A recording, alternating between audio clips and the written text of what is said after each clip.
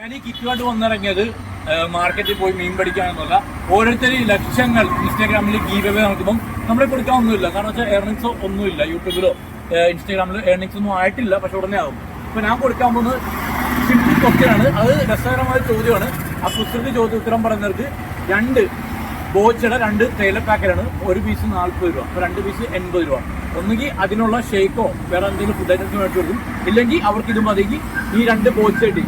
അപ്പം ഒന്നുകിൽ ഇത് അടിച്ചില്ലെങ്കിൽ പോലും അവർക്ക് കുറച്ച് ദിവസത്തേക്ക് നല്ല ചായ കുടിക്കാൻ പറ്റും. മാത്രം അടിച്ചു കഴിഞ്ഞാൽ 10 ലക്ഷം രൂപയാണ് അവർക്ക് കിട്ടാൻ പോകുന്നത്. ഡെയിലി 10 ലാക്കാണ് ഇത് വിൻ ചെയ്യുന്നവർക്ക് കിട്ടുന്നത്. ഓക്കെ, ചോദിച്ചു പോവാം.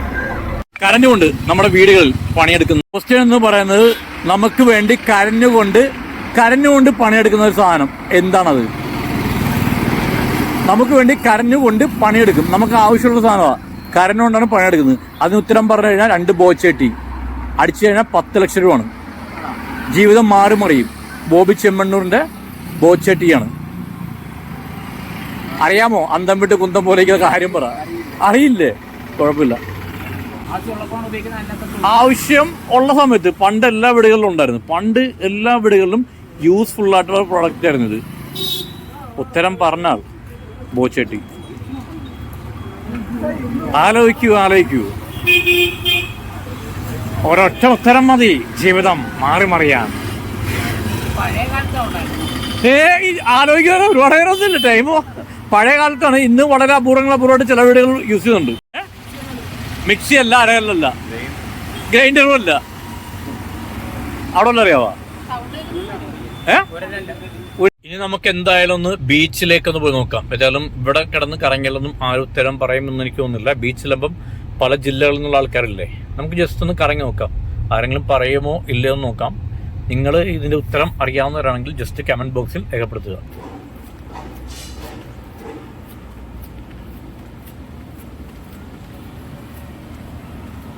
വീടുകൾ വളരെ കുറവായിരുന്നു.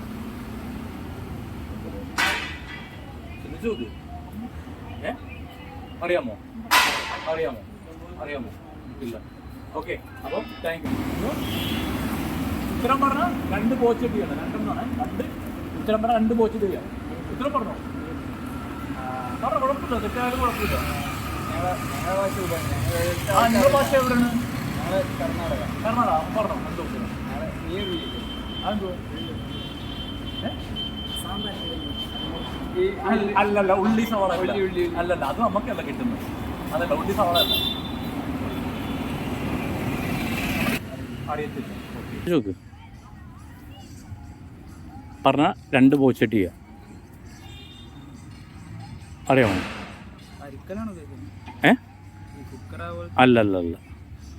നമ്മുടെ വീട്ടിലേക്ക് നമുക്ക് വേണ്ടി കരഞ്ഞുകൊണ്ട് പണിയെടുക്കുന്ന സാധനം എന്താണ്? പണ്ട് എല്ലാ വീടുകളിലും ഉണ്ടായിരുന്ന ഒരു പ്രൊഡക്റ്റാണ്. കരഞ്ഞുകൊണ്ടാണ് അത് പണിയെടുക്കുന്നത്. ആ പണിയെടുക്കുന്നത് നമുക്ക് അത്യാവശ്യത്തിനാണ്. നമുക്ക് ആവശ്യമുള്ള ഒരു പ്രൊഡക്റ്റാണ് അത് തിരിച്ച് നമുക്ക് തരുന്നത്. പണ്ടുള്ള വീടുകളിലെല്ലാം ഉണ്ടായിരുന്നു. അരി പൊടിക്കുന്നതല്ല. ഇനി അവിടെ അരി പൊടിക്കുന്നതല്ല, തൈര് കടയുന്നതല്ല.